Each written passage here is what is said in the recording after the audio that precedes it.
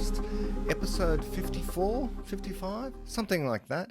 Chapter 17, anyway, part 3 of Unsustainable from our Beginning of Infinity series. Today's will be short and sweet. There will, of course, be a part 4 in order to get through Unsustainable, being such an important central chapter, a kind of crescendo of a sort, this chapter, bringing together so much of what we've talked about in previous chapters, as I've said before in the other parts.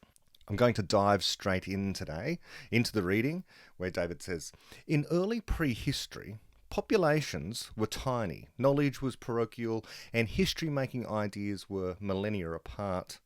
In those days, a meme spread only when one person observed another enacting it nearby, and, because of the staticity of cultures, rarely even then. So at that time, human behaviour resembled that of other animals, and much of what happened was indeed explained by biogeography.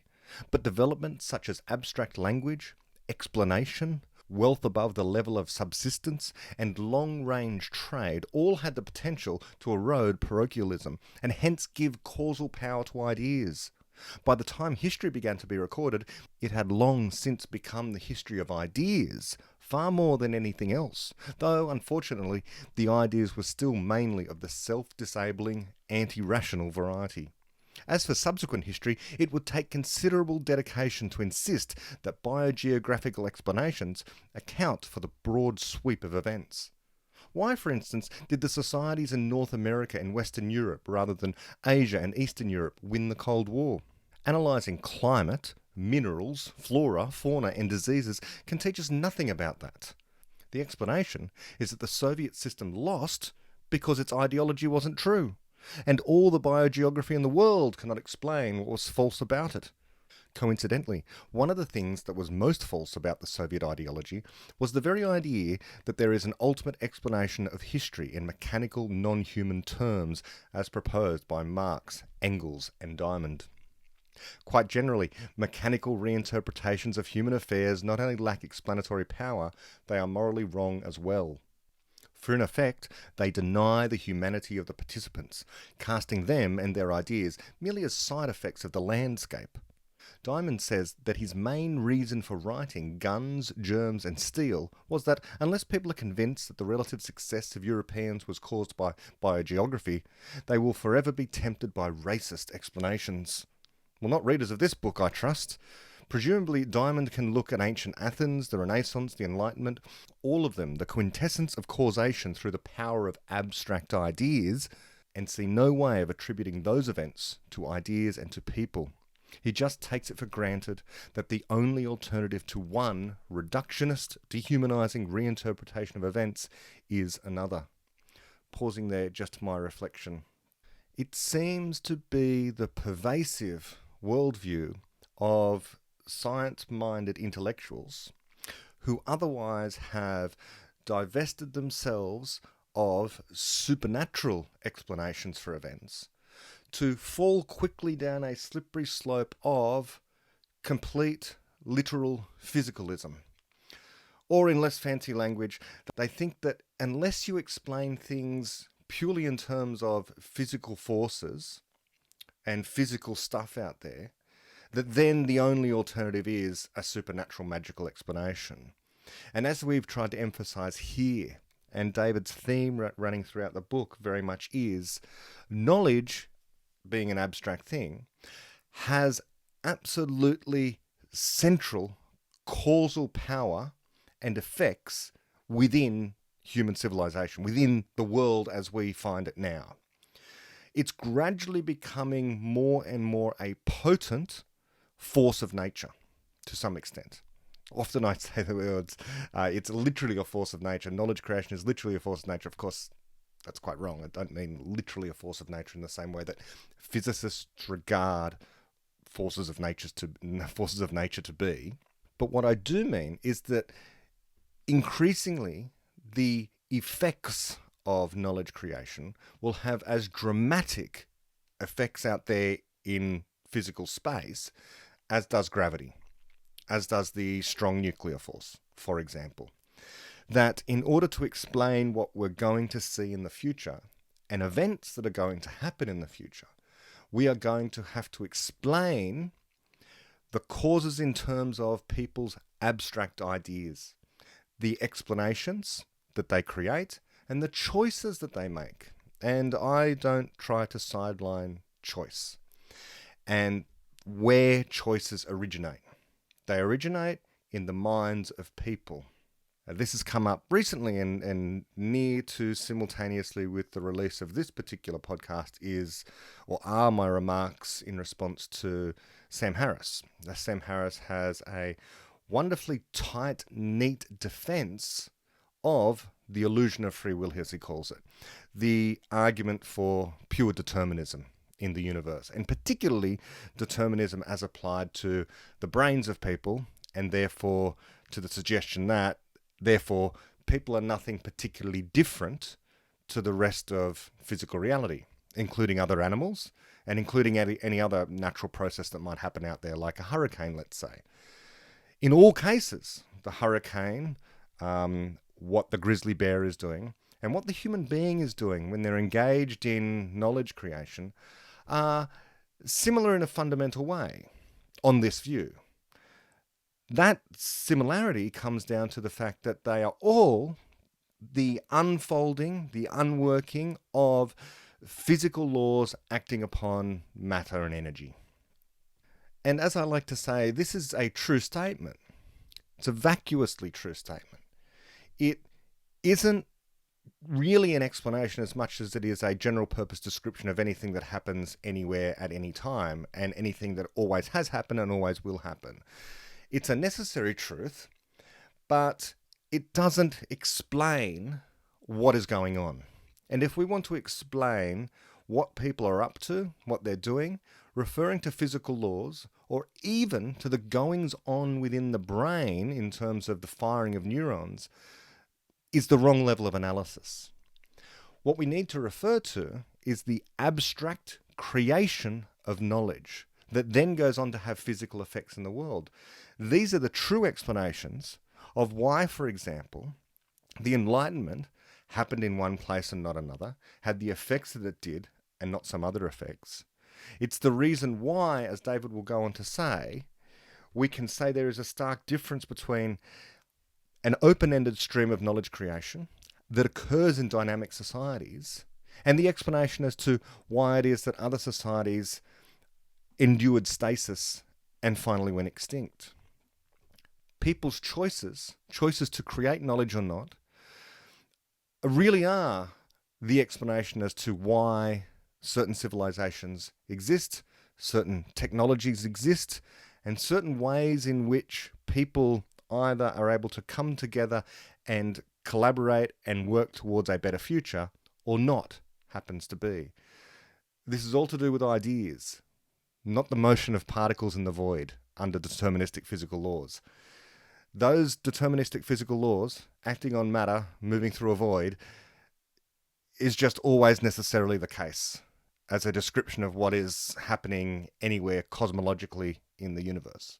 But let's go back to what David says about this. Quote, he writes, "In reality, the difference between Sparta and Athens or between Savonarola and Lorenzo de' Medici had nothing to do with their genes, nor did the difference between the Easter Islanders and the Imperial British.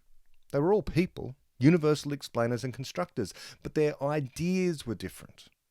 Nor did landscape cause the Enlightenment. It would be much truer to say that the landscape we live in is the product of ideas. The primeval landscape, though packed with evidence and therefore opportunity, contained not a single idea.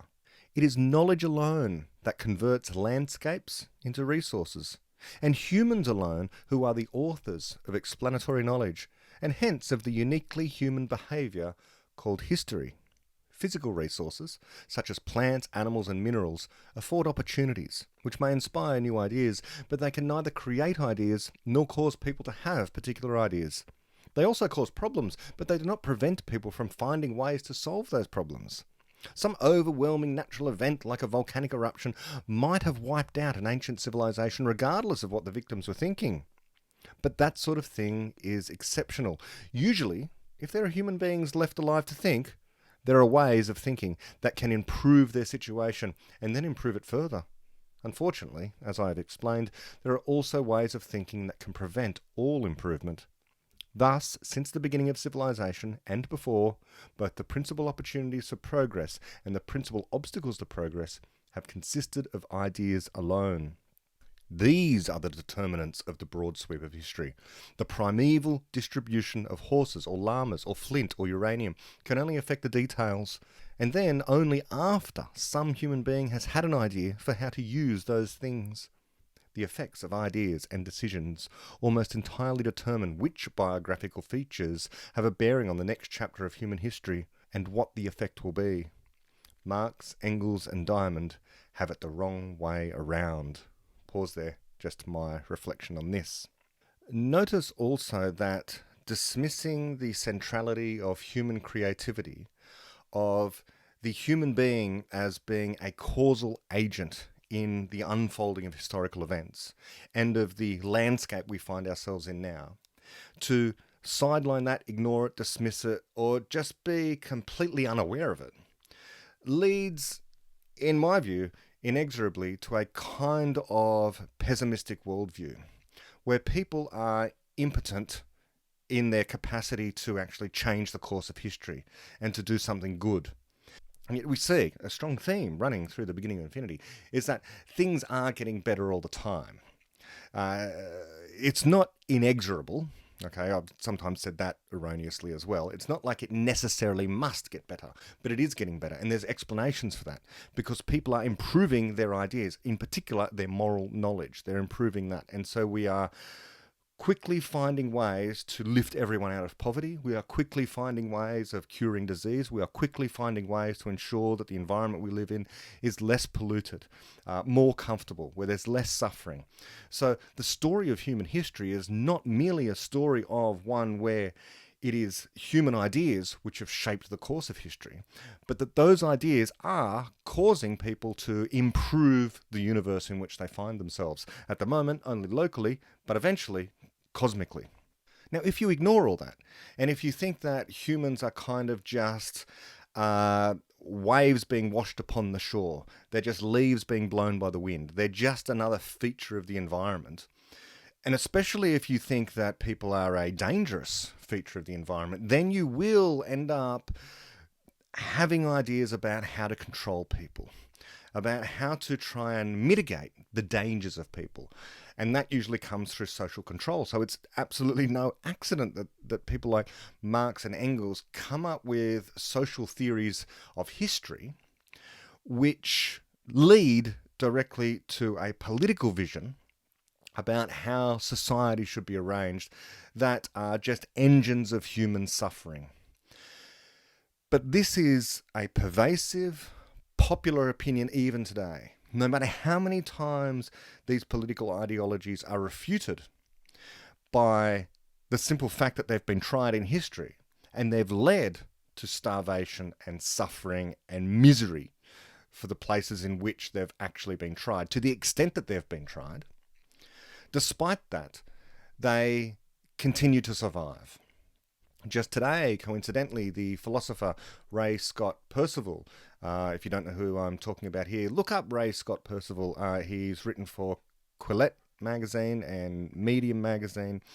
He's a great espouser of Popperian ideas. But he observed in an article I read today that the ideologies, bad ideologies, tend to persist because all you need is, even if people are being converted out of those bad ideas all the time, it seems to be kind of a one-way street in a sense, that people come out of socialism or out of Marxism and into capitalism. But those ideologies don't die because the rate at which people are converted out and persuaded of better ideas about freedom and optimism and how people don't need to be socially controlled in the way that Marx kind of thinks. Nonetheless, young people tend to be born into thinking these are good ideas. They're raised on mother's knee quite often. They're raised by a school system. They're raised by an education system in order to endorse these terrible ideas. And so the traditions within education are very much about indoctrinating people with these bad ideas. And it takes time to be persuaded out of them. if you've been indoctrinated into them. No one is naturally born into being a Marxist, of course. But there are religious ideas that are similar. There are political ideologies that drive certain educational theories. And so the work is kind of infinite. The work of freeing, liberating people from these tyrannical notions that take over their mind about how we people are evil, and insofar as we're not evil, we're impotent to do anything to improve the world. When we do improve the world, if we improve the world, a lot of people think we don't improve the world. We're just here immiserating other species on the planet and hurting the planet insofar as we can actually hurt the planet. The work of trying to eradicate these bad ideas seems to be unending, and possibly will be unending. That's me being a little bit pessimistic, but because the error becomes deeply entrenched so early on in the lives of people, and because governments have a vested interest in ensuring that these kind of ideas, that the government needs to be front and center and important in people's lives, there's a lot of forces arrayed against anyone who thinks that the individual person, the individual knowledge creator can make a true difference in the world, and that people, generally speaking, can make a positive difference in the world, and in fact are the only entity actually doing the work of trying to improve the world, literally the planet, literally the lives of other people. It is just other people doing that. And the exception is the people that are causing harm to one another. They're the exception to the rule. Far more harm is done by the environment to people. That's worse. If nature was a person, they would be the worst serial killer. They would be the worst torturer, the worst sadist that has ever lived, because nature is constantly, as I've said before, flooding or starving or blasting or burning, etc., etc., etc., the innocent people that exist on this planet. The universe is hostile. It's not out to get us, but at the same time, it's not providing a very nice environment for us to live in. Instead, we have to eke out an existence in a hostile universe. Okay, back to the book. After that cheery note, David writes, quote, "1,000 years is a long time for a static society to survive. We think of the great centralized empires of antiquity, which lasted even longer. But that is a selection effect. We have no record of most static societies, and they must have been much shorter lived. A natural guess is that most were destroyed by the first challenge that would have required the creation of a significantly new pattern of behaviour. The isolated location of Easter Island and the relatively hospitable nature of its environment might have given its static society a longer lifespan than it would have if it had been exposed to more tests by nature and by other societies. But even those factors are still human, not biogeographical. If the islanders had known how to make long-range ocean voyages, the island would not have been isolated in the relevant sense. Likewise, how hospitable Easter Island is depends on what the inhabitants know. If its settlers had known as little about survival techniques as I do, then they would not have survived their first week on the island. And on the other hand, today, thousands of people live on Easter Island without starving and without a forest, though now they are planting one because they want to and know how. Pause there, just my reflection. David kind of hints at this elsewhere, and he mentions Oxford in the UK as well. But you can say it about anywhere on the face of the planet. Everywhere's inhospitable. Almost everywhere is entirely unsuited to human beings. We are this special kind of species that, well, we don't have much, we have some inborn knowledge, but our inborn survival capacity is pretty limited. I mean, we're born as helpless babies, unlike, the giraffe or the horse, which is walking within a few hours and able to look after itself more or less within a few hours. We are completely helpless for the first few years of our lives. And then we have to create knowledge in order to survive. And there's nowhere on Earth that is really a wonderful nursery for human beings in its natural state. Only our houses and our towns and our cities are able to really do the job of properly nurturing young children and bringing human beings to the point of being able to survive themselves within those cities and towns and houses. But plonk the average person, like me, anywhere in the natural environment here on Earth, and I'd be dead within weeks, maybe days.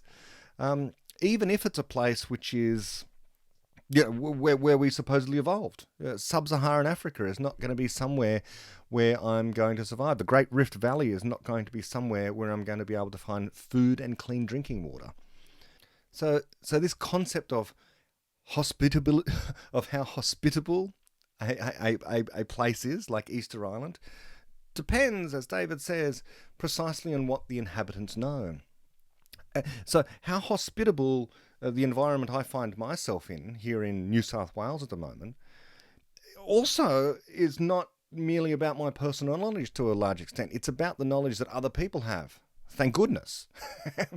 Because it's only by virtue of the fact that someone else has been able to build this house that I don't have knowledge of how to build this house. I don't have knowledge of how to generate electricity. I have some understanding of the physics of electricity generation, but if you put me at a power station where it's actually going on, I wouldn't have a clue. I wouldn't have a clue about how much coal needs to go into the burner, at what rate, these sort of technical details. But thankfully someone does. And overall, the civilization is hospitable because the knowledge instantiated not only in people's minds, but in the physical artifacts, the technology is there to make this place hospitable. It's not the natural environment that makes it hospitable, because the natural environment is not hospitable. It's very unfriendly. Like, of course, now and again there are times where me personally, I love going for a walk in nature, into inhospitable nature, to get away from civilization to some extent, because I just like to have some extra fresh air, or to feel a different temperature on my skin, or to see the wild animals that are out there, or the nice green trees, or perhaps the nice beach, and so on and so forth. But that's the exception to the rule. I often can't wait to get back home again to where it is warm and dry and there's food aplenty.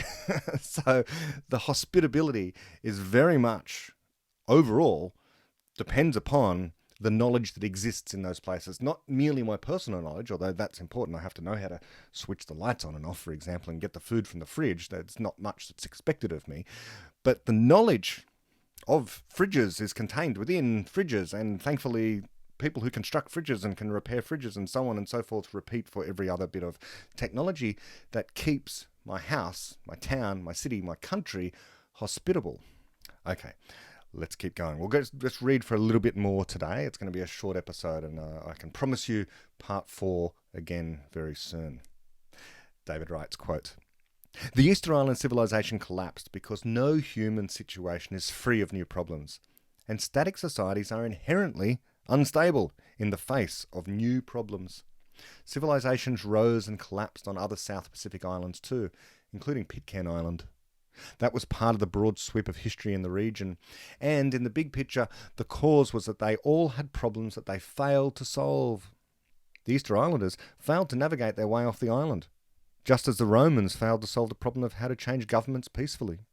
If there was a forestry disaster in Easter Island, that was not what brought its inhabitants down. It was that they were chronically unable to solve the problem that this raised. If that problem had not dispatched their civilization, some other problem eventually would have. Sustaining their civilization in its static, statue-obsessed state was never an option. The only options were whether it would collapse suddenly and painfully, destroying most of what little knowledge they had, or change slowly and for the better. Perhaps they would have chosen the latter if only they had known how." Pause there, my reflection just on that. Now, importantly, and people might easily read past that, not noticing the word slowly, David has said there that the only option is Easter Island could have very quickly, suddenly, painfully destroying the knowledge. That's the way in which the society could have collapsed. The only alternative was to change slowly and for the better. Now, the slowly is important. I guess another way of saying that is incrementally. Okay, incrementally, in other words, making a small change, a small improvement at a time. And I like to say that this is sort of it's a digital way of viewing civilizations. You want to have incremental improvement. continuous in a sense. You want the increments to just keep accruing all the time. You want it to be a constant kind of state of improvement. That's what you want, but you won't get that. What, of course, you'll get is you'll have an incremental change that sometimes will be for the worse. But luckily, it was only incremental. If you're doing the right thing in a modern Western democratic society, you try out a policy which is a bit of a change from the previous policy, and it may well go wrong. But because it's an incremental change on what was there before, you can correct it. You can undo it, go back to the previous state, and then try something different again, which hopefully this time will be an incremental improvement. You always want the increment to be central there, this slow kind of improvement, so that when things inevitably go wrong, problems are inevitable, you can then turn around on a dime, hopefully, and go back to the way things were before and start again, essentially, without too much damage. This is why evolution within the political sphere, evolution within social change, is so much more important than revolution. And we hear now, speaking in 2021, I often don't invoke contemporary matters in politics, but there's something going on called the Great Reset. The Great Reset is where rich and powerful people are deciding that we need to give up private property, that we have to completely revolutionize the way in which trade is conducted. We have to revolutionize the way in which we think about political institutions. They want the Great Reset. They want revolution. And there has always been people calling for revolution. No matter how good things are, and how good things have become recently, and how much the pace of improvement has increased recently, there are people, the naysayers are still out there, saying how terrible things are, and therefore we need to have a revolution. We need to undermine the very thing that has given us such great wealth and health and success, and improving everything from our physical environment by removing the pollution, removing illnesses that were previously killing us at a far greater rate, as well as improving the individual lives of people around the world through increased freedom, wealth, trade, etc., and so forth. But these changes must remain incremental. And if we start to follow the advice of people who want revolution, then we end up undoing institutions that contain, as we've talked about throughout this series, inexplicit knowledge about how to keep a society stable under great change. It is only the Western civilizations following Enlightenment traditions that have been able to maintain this dynamism, this ability to just slowly improve the situation for everyone within that society over time. And we don't know all the ways in which it works. We know some of the ways. We can point to different institutions and say the reason why we've been able to remain stable over time is because of democratic, free and fair elections, a court system and a legal system which is blind to whoever the person is that is accused of a crime, capitalism and the ability to freely trade with people, one to another. These things, are part of the story. But the entire story is not well known and well understood. We struggle to understand simple systems like atoms and matter. Very, very clever people become particle physicists and trying to understand the complexity of matter. But matter, the structure of matter, is simple compared to a civilization and how societies actually maintain their stability over time. I would say we know more about the standard model of particle physics than we know about the conditions required in order to maintain a stable civilization over time. Civilizations are the most complex thing that we know about. The most complex thing that we know about. The most complicated structures that human beings have ever come up with are these social civilizations. More complicated than a Boeing 747 or an Elon Musk rocket or a great ocean liner. You could compare civilizations to these things, but then think orders of magnitude more complicated, more complex. The moving parts are phenomenally complicated and we don't know what they all are. Okay, so that's where I should end it today. Coming up is one of my favourite anecdotes that David tells in the entire book. Two great anecdotes in the book. One about how when he was at school, there was someone, one of these people who was saying the heavens are falling, of course, there's going to be great climate change and it's coming, just you wait. But of course it was the great ice age that was coming when David was at school. And then, of course, the Europium story about cathode ray tubes and how colour television would be coming to an end. I've told that story once before as well, but finally we get to it in the book. It's a short one for today, but until part 4, bye-bye.